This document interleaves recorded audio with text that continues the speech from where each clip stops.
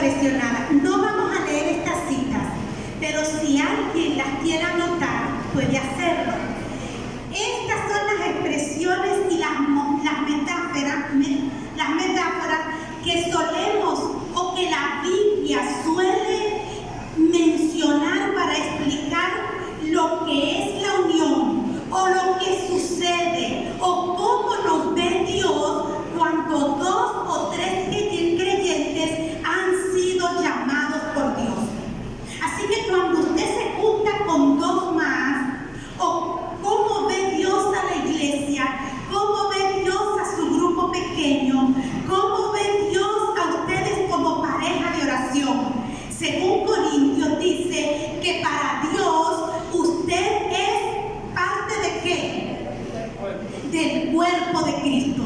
No es cualquier persona, son todos los miembros del cuerpo de Cristo. Y según Efesios dice que ustedes cuando se juntan, cuando se reúnen, cuando están hoy aquí en la iglesia, según Efesios, entonces ¿qué somos? Somos el templo del Señor. Nada más y nada menos. No somos cualquier cosa. Somos el templo del Señor. Y según Corintios 3:18, segunda carta, dice que nosotros somos, como que nos da miedo decir esto, nosotros somos la gloria de Dios. Hermanos, esto nos está diciendo que si de algo Dios se enaltece, si algo le hace gozar al Señor, si de algo Dios se siente contento, es de su pueblo. Somos la gloria de Dios. ¿Qué es la gloria? Hermanos, la gloria es la corona. La gloria es la cumbre. La gloria es la meta. La gloria es el triunfo. La gloria es el éxito. La gloria es el logro. Así que para nosotros reunirnos aquí en este lugar, reunirnos en el grupo pequeño, reunirnos con nuestra pareja misionera, somos nada más y nada menos que la gloria de Dios. Así que tenemos que tener nosotros cuidado con lo que hablamos, con lo que hacemos y dónde vamos, porque nosotros somos la gloria de Dios. Y mi esposo suele decirle a sus hijos: recuerda que tú eres mi orgullo. Y le dice siempre a Mauricio: hijo, tú eres mi orgullo. Bueno, últimamente no le he escuchado decirlo, pero esa es una forma de decirlo. Cuídate, ten cuidado con lo que haces, ten cuidado con lo que hablas, porque tú eres mi orgullo. O sea, está diciéndole en pocas palabras: no arrastres mi orgullo, no lo tires por el suelo. Hermanos, vosotros todos somos la gloria de Dios. Y dice Efesios 2:19 que nosotros somos la familia de Dios. Nosotros somos sus hijos y nosotros aquí somos hermanos. O sea que Dios cuenta con una familia. Dios no es solo. Dios no está solo allá perdido, extraviado, ni alejado del universo. Dios tiene una gran familia. Y tú eres parte de la familia de Dios. No eres cualquier persona, eres familia de Dios. Y Efesios 3:10 dice que nosotros somos sabiduría de Dios. O sea, Dios se siente contento de cuando aprendes, de lo que conoces y de lo que sabes, porque todo lo que escudriñas en su palabra te hace sabio. Y si tú eres sabio en la palabra de Dios, entonces ¿qué eres? Sabiduría de Dios. Y dice Efesios 4:13, hermanos, lo máximo de lo máximo. No hay nada después de esto. Porque ¿qué hay después de la plenitud? No hay nada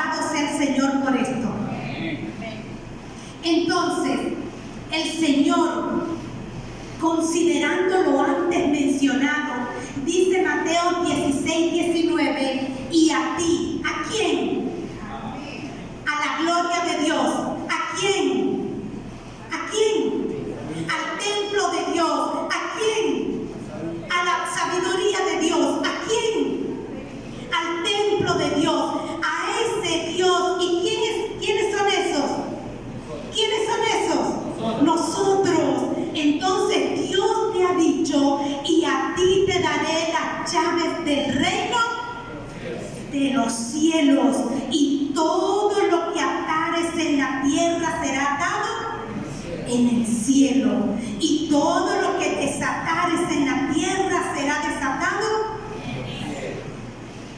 Qué compromiso tan grande.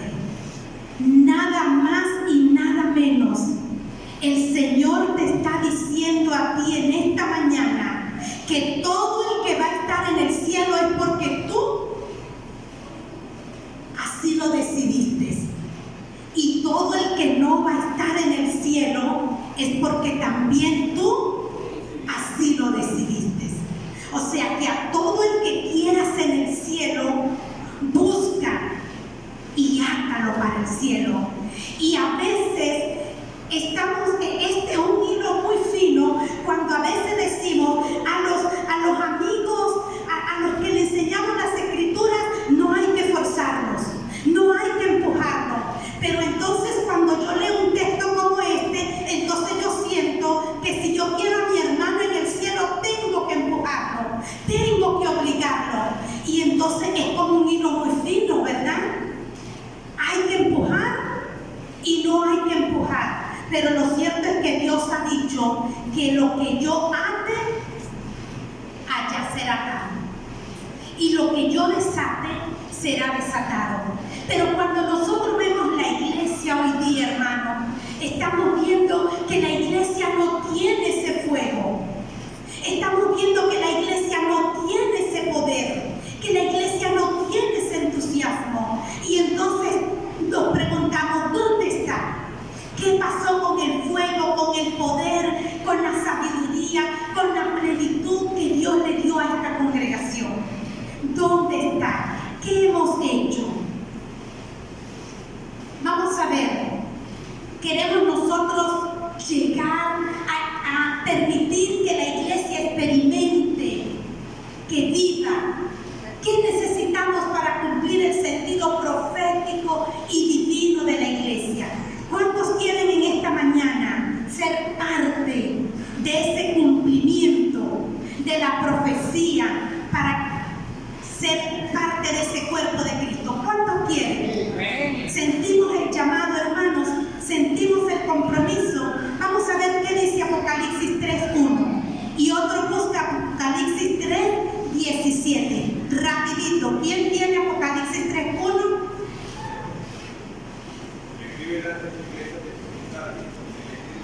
Espíritu de Dios y las estrellas dice esto: yo conozco tu obra, en el nombre de que vives y estás muerto. Miren, entonces, ¿qué dice? Hermanos, hay algunos cristianos que decimos estar vivos, pero que estamos muertos.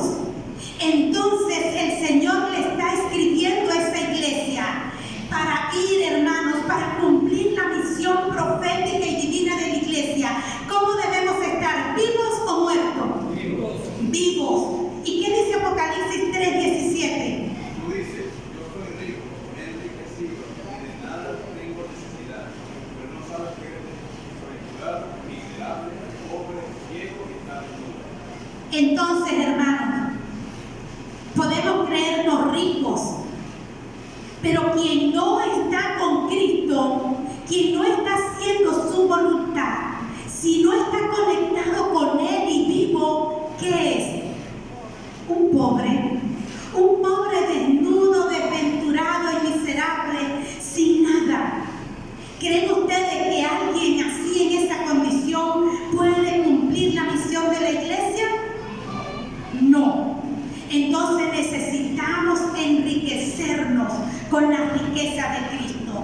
Y la pregunta es, ¿cómo puede la iglesia ser el centro de la manifestación del reino de Dios en la tierra? Hermanos, la iglesia no es para entretenernos. Ay, que ya nos conocimos todos, ya somos todos adventistas, la iglesia está llena, qué bonita. Ahora vamos a cuidarnos, vamos a entretenernos, vamos a pasarla bien, vamos a hacer programas espectaculares. No, hermanos, para eso no es la iglesia. La iglesia es para crecer, crecer y crecer. Y un día dejamos de vernos aquí porque hay que hacer otra iglesia y Amén. Y así sucesivamente. Pero nosotros debemos prepararnos para poder cumplir esa misión. Y las Sagradas Escrituras afirman que el corazón humano es engañoso. Hermanos, y dice Jeremías 17:9, que esta condición muchas veces hace que los seres humanos comiencen a proteger y a buscar sus propios intereses. Entonces alguien me decía esta semana, bueno, hermana, si es la voluntad, ya que fue la voluntad de Dios que me hiciera una biopsia, me la tengo que hacer. Y yo le digo, no es la voluntad de Dios que te hagas una biopsia. No le atribuyas todo a Dios. Tienes que hacerte la biopsia porque la condición de tu cuerpo necesita la biopsia. Pero a veces nos hacemos bastante cristianos diciendo si es la voluntad de Dios, que sea la voluntad de Dios, diciéndole a todo la voluntad de Dios. Y nosotros sabemos muy bien cuál es la voluntad de Dios. ¿Qué es lo que quiere Dios que hagamos? Entonces, no voy a ir al trabajo si es la voluntad de Dios. Tienes que ir a trabajar. La Biblia ya dice que 6 días trabajarás y harás todas tus obras. Ahora, levántate temprano y busca al Señor y encuéntrate con Él.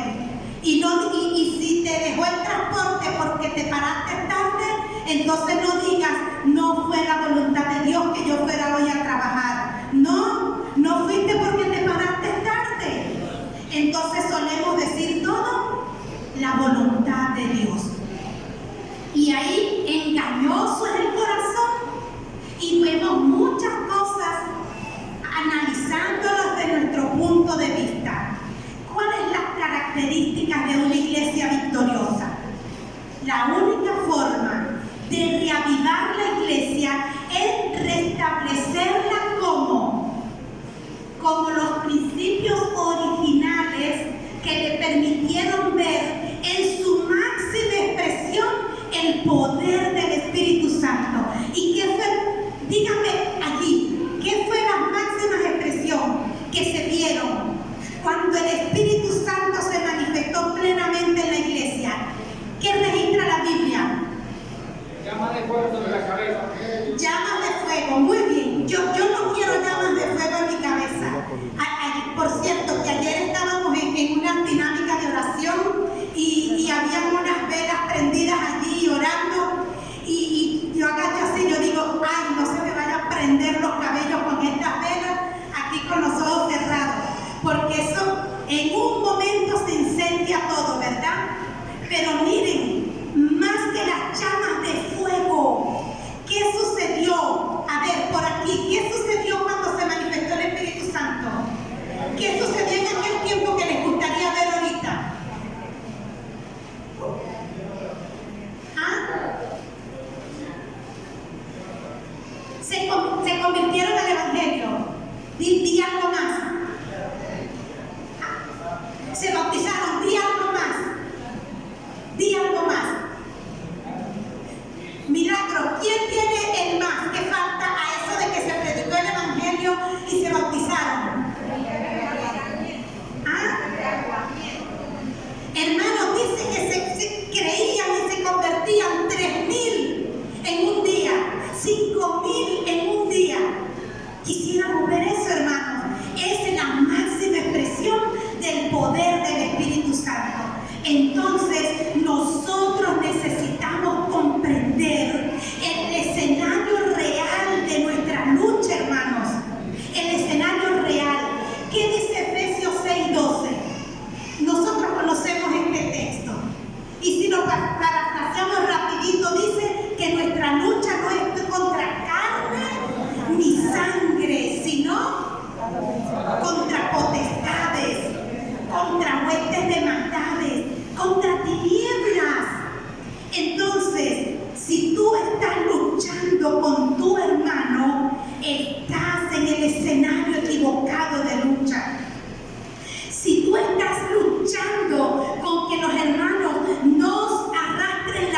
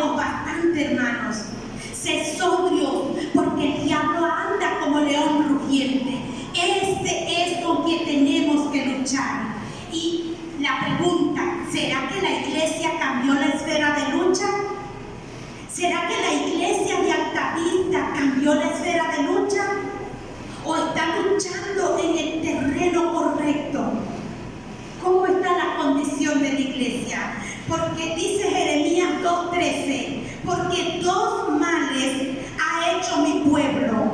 El primer mal, ¿qué dice? Me dejaron a mí. ¿Quién es él? Fuente de agua viva. Dice, me dejaron a mí, que soy fuente de agua viva, y cavaron para sí cisternas rotas que no tienen agua. La cisterna es diferente al pozo, al aljibe, porque el aljibe, el pozo, mana su agua, mana el agua. La cisterna es un hoyo especial que se hacía, se impermeabilizaba de forma perfecta para que el agua que bajaba por los canales se almacenara allí y no se escapara. Porque si se escapaba, ¿qué sucedía? Se perdía el trabajo, se perdía el agua. Entonces el Señor dice que su pueblo cambió buenas cisternas por cisternas rotas. Hermanos, la iglesia primitiva entendía muy bien que su lucha no era contra carne ni contra sangre. Ellos entendieron perfectamente que su lucha era contra el imperio de Roma. El imperio no era ni siquiera con el romano. ¿Y por qué era la lucha contra el imperio? ¿Qué quería hacer el imperio? Destruir, hermanos, destruir la base de la enseñanza. Y Jesús entendió perfectamente su esfera de lucha. En Mateo 16, 23, ¿qué fue la palabra que él le dijo a su apóstol? Apártate de mí. Apártate de mí. Y él no le dijo, apártate de mí, Pedro. Él no estaba luchando contra Pedro, hermanos. Cuando Pedro le dijo, él entendió que no era Pedro el que estaba hablando. Él le dijo, apártate, Satanás. A veces nosotros nos empeñamos con las personas. Hermanos, esos son los... Y miren, yo puedo ser un instrumento del enemigo en cualquier momento. Usted puede ser un instrumento en cualquier momento. Y nosotros debemos ser lo suficientemente espirituales para discernir y no luchar contra el hermano, sino contra las huestes y las tinieblas. Y Juan, ¿qué dice primero de Juan 4:6? Nosotros somos de Dios. El que conoce a Dios nos oye. El que no hace Dios no nos oye. En esto conocemos el espíritu de verdad y el espíritu de error. Entonces, el que conoce a Dios, el que oye nuestras palabras, es de Dios, el que nos oye. Y si alguien no te oye, ¿te vas a empeñar en que te oiga? No. El mismo Jesús le dijo a sus discípulos al mandarnos a predicar, si alguien no te oye, ¿qué tienes que hacer?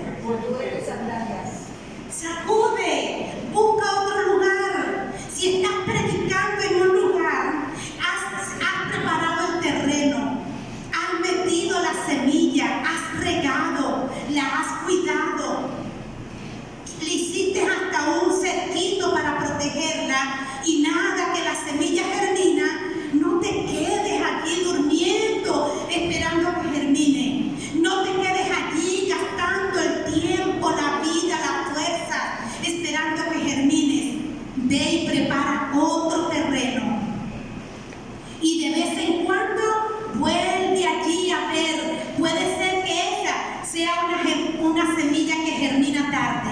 De vez en cuando le vuelves a dar la vueltita, pero ve y prepara otro terreno. No sea que mientras tú te quedas allí esperando y te duermes a que germine la semilla, no sea que tú mismo te mueras de sed, de hambre o de calor.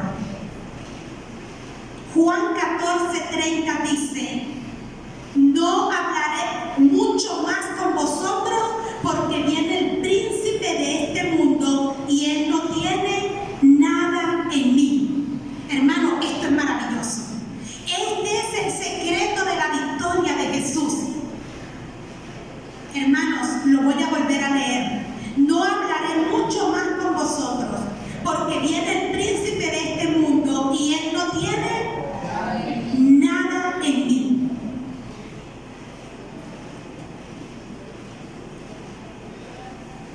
Hermanos, ¿qué significa esto?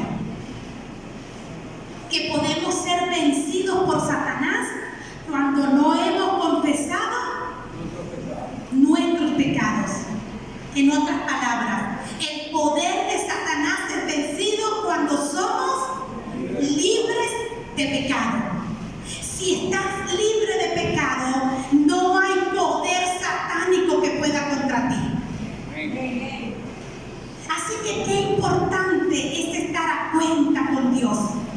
Que no que el diablo es puerco, no, pero es que si yo estoy libre de pecado no hay nada que él pueda hacer contra mí. No, es que yo soy joven. No hay nada que el diablo pueda hacer contra los jóvenes si ellos están libres de pecado. No, es que yo recién conocí al Señor, ¿cómo voy a vencer? No hay nada recién que conociste al Señor si estás libre de pecado. No, es que ya yo estoy viejo y me quedo dormido y no leo, no, y cuando me pongo a orar me duermo siempre. No hay nada que el diablo pueda hacer contra ti si estás libre de pecado. No, es que yo soy mujer y las mujeres somos las primeras que nos levantamos, las últimas que nos acostamos y siempre andamos, corre para allá y corre para acá. No hay nada que el diablo pueda hacer contra ti si estás libre de pecado. Eso es maravilloso. Y Apocalipsis 12:11 dice, señala que el remanente ha vencido la batalla. ¿Por qué? Por causa de la sangre del Cordero y de la palabra del testimonio de ellos. Entonces, yo no estoy libre de pecado porque soy buena, ni porque leo, ni porque oigo, ni porque voy. No, yo estoy libre de pecado. ¿Por qué?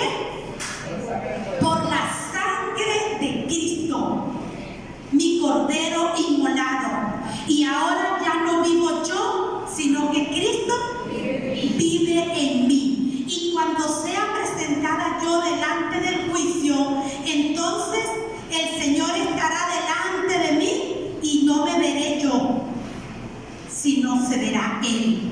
Y dice Juan 15:7, si permanecéis en mí y mis palabras permanecen en vosotros, pedid todo lo que queréis y os será hecho. Hermanos, si estamos en Cristo, podemos experimentar esta promesa.